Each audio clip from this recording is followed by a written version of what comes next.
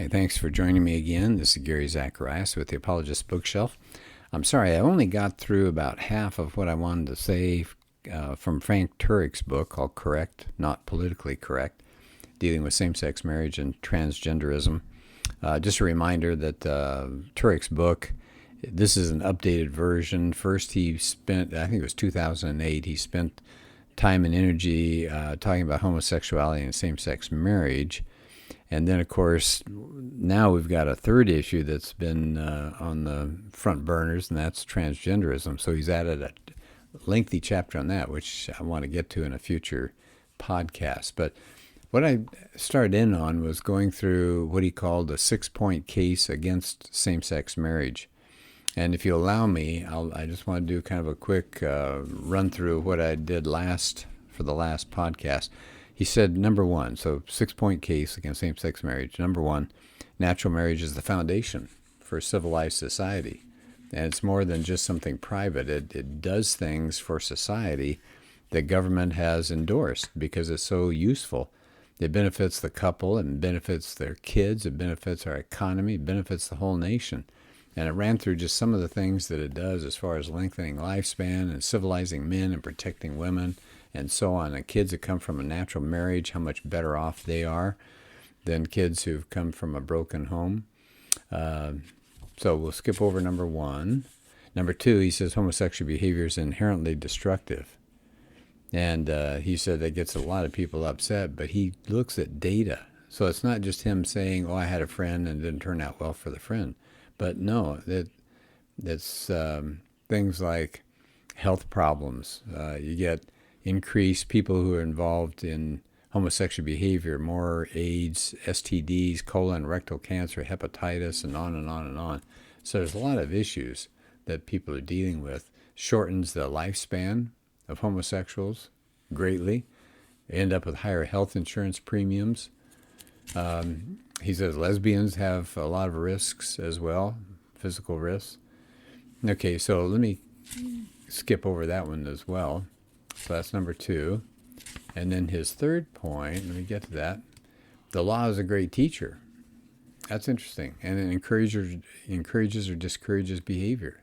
So the homosexual community, the activists, are pushing hard to have the government back same-sex marriage. Now they have. But because they know that once it's put into a law, people look at that and say, well, if it's a law, it must be moral. But let me go past that one because that seems pretty obvious. So how about number four? Government-backed same-sex marriage would encourage and normalize homosexual behavior. It would harm natural marriage, children, adults, and homosexuals themselves. That seems odd, doesn't it? It would hurt natural marriage. You'd think there'd just be, come on in, we got more people involved in marriage. But that's not the case. People who don't like marriage are the ones who are working like crazy to have the same-sex marriage because they want to dilute the appeal and the interest and the appreciation of natural marriage. And they want to erode it and undermine it. And it says it will destroy marriage. And in fact, they have some statistics from different countries who now are having problems with people not wanting to get married at all. What's the big deal? Why bother? And I think it was so interesting. I referenced a man named David Blankenhorn. He's the head of the Institute for American Values to try to strengthen families. This guy is a lifelong liberal Democrat. Isn't that interesting? He disagrees with the Bible's view of homosexuality, but he said, if you get rid of the marriage angle of having a mom and a dad, so you change that to accommodate same-sex couples, that nullifies all of the value that come in having a mom and a dad. So that's interesting as well. How about marriage? This is interesting. Let's see. In Norway. Okay, in Norway. They have gone along with same-sex marriage for about 20, 25 years. Illegitimacy is exploding. Illegitimacy is said now is more than 80% of women giving birth for the first time do it out of wedlock. Now he said, what we're seeing is the future of marriage. Gay marriage is totally accepted, and marriage itself has almost totally disappeared. So natural marriage ends up weak, and illegitimacy ends up stronger when same-sex marriage is legal. Okay, so that's, I think, an interesting point. How about Scandinavian marriage? What's going on there? Because they're real big on gay marriage. Instead of encouraging a society-wide return to marriage, Scandinavian gay marriage has driven home the message that marriage itself is outdated, and that any family form, like, out of wedlock parenthood or whatever, everything else is acceptable. So it really is harmful. It hurts us by increased taxes and medical insurance premiums and employer benefits being limited, the kids being indoctrinated, we being indoctrinated in the workplace, our place of worship forced to hire homosexuals, curtailing of free speech, religious rights, government, and its intrusive ways are going to grow, and it even hurts homosexuals. That seems odd, doesn't it? But he said, let me see if I can find something good here. He said, we're forgetting what love is in our society. If you support and justify homosexuality, that's not real love. And he says it's not real love any more than glorifying drinking helps the alcoholic or celebrating smoking helps wipe out lung cancer. The most loving stance, now he's quoting another person here, the most loving stance for others to take is not to serve as enablers of self-destruction and immoral compulsions, but to stand in patient but firm opposition. So, see, this always comes back to me, and I think this is so crucial, and this is what Frank's getting at in more than one place, that we as Christians don't want to say, hey, we're against gay marriage. Hey, we're against homosexuality. Hey, we're against transgender. We don't like it. We think it's bad. What should we be saying instead?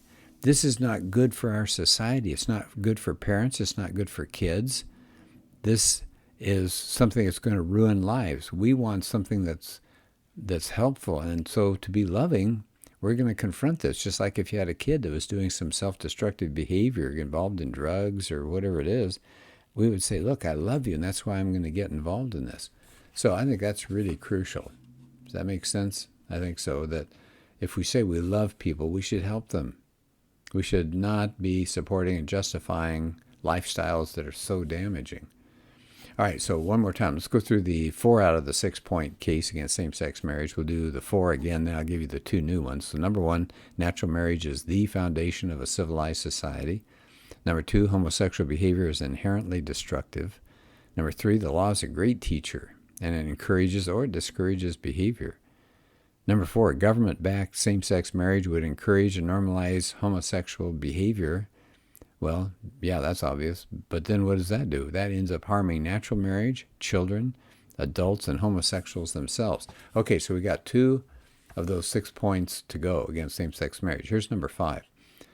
The law should promote behaviors that are beneficial and prohibited, or at least not endorse any kind of behavior that's destructive. That seems kind of obvious.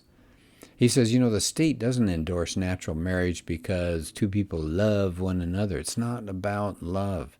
That's not the basis. That's not why society has always blessed and endorsed natural marriage, because man-woman unions benefit the public welfare in a lot of ways that he just talked about.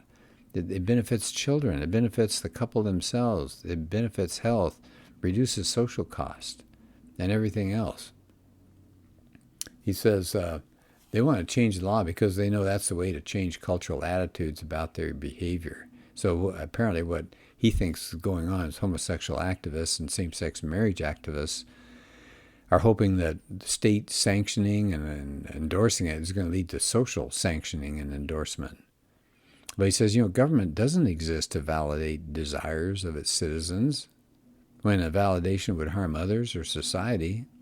He says, no, the main purpose of government is to protect its citizens from harm. That's why good laws put out whatever they're doing, whatever the law covers, is to endorse behaviors that are beneficial for the public welfare. Hey, he quotes James Madison. I appreciate this. He's the father of our Constitution. James Madison said, if men were angels, no government would be necessary. He says, well, we're not angels, so government's role is to discourage harm and encourage good. He says you don't have much of a society if it flips that around, where it discourages good and encourages harm. All right, so that's 5, number 5. So it seems obvious the law should promote good behaviors that help people, not destructive behaviors. Then number 6, therefore, he says, based on the other 5, The law should promote natural marriage and to provide no option for government-backed same-sex marriage or civil unions. So he said, well, what do you he said, if you haven't been convinced up to this point, he said, let me ask you a question. What would be the effect on society if everyone lived faithfully in natural marriage? So just picture that. What would it be like if everybody was living faithfully in natural marriage? He said, well, huge reduction in crime, reduction in welfare, reduction in abortion, reduction in child abuse. He said, okay, what would the effects be on society if everybody lived faithfully in same-sex marriage? Well, it'd be the end of the human race itself. He says, you're not going to get universal homosexuality, obviously, but he said, homosexuality is not good for individuals or societies. Now, he said governments can't feasibly prohibit all negative behaviors, but they can avoid promoting those that are. So he said, at least they've got to avoid promoting homosexual behavior in same-sex marriage. Now, of course, it sounds pretty late for him to be talking about this, since the government has, since he wrote the book, has endorsed and allowed same-sex marriage. But, still, the argument needs to be made. We can't just say, well, it's law now, that's okay. Well, remember what happened with Roe v. Wade. They said abortion was okay, and people fought it long enough that it's being reversed. So those are the 6 points that he's bringing up against same-sex marriage. I think for another time, I don't think I have the time now, but I want to cover a section that he has on answering arguments for same-sex marriage. In other words, people will say, hey, Frank, what about? Or, hey, Frank, yeah, but. And so he answers questions like these. Are all kinds of sexual contact the same? Is sexual contact ever unhealthy and or unloving? Should the government promote harmful behavior? Should people act on every desire they have? Is there a difference between skin color and sexual behavior? Are children usually better off with a mom and a dad, or is parenting irrelevant to their development? Should the government endorse behavior that's usually harmful but in rare exceptions is not? Is there a difference between religion and morality? If marriage has been weakened by liberalized divorce laws, does it make sense to weaken it further by liberalizing marriage laws? So these are the kinds of questions that he's going to tackle next. I'm going to save those. Again, the book is called Correct, Not Politically Correct. Author is Frank Turek, that's Turek.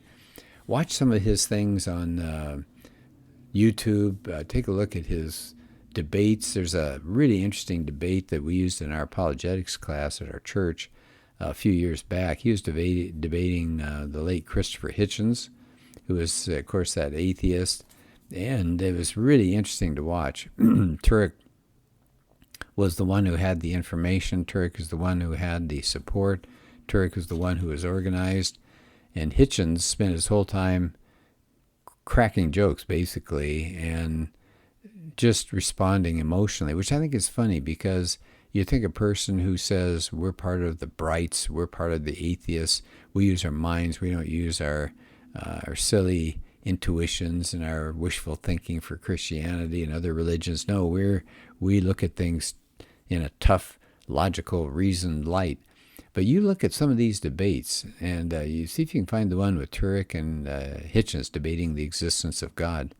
And what you're going to discover is it was Hitchens who failed to bring a solid evidential case against the existence of God. He just went off and talked about how much he disliked God. So Turek has a lot of good material out there. His book, again, was called I Don't Have Enough Faith to Be an Atheist. Really, really good book. It's probably one of the, maybe one of 4 or 5 books that I would lock away and make sure nobody ever got a hold of them. And if I was on a desert island, that would be the book that I'd want. So I Don't Have Enough Faith to Be an Atheist. There's so many copies out now. I bet you could find a used one somewhere really cheap. You wouldn't even have to buy a brand new one. So this book is Correct, Not Politically Correct. Thank you, and we'll do another podcast soon.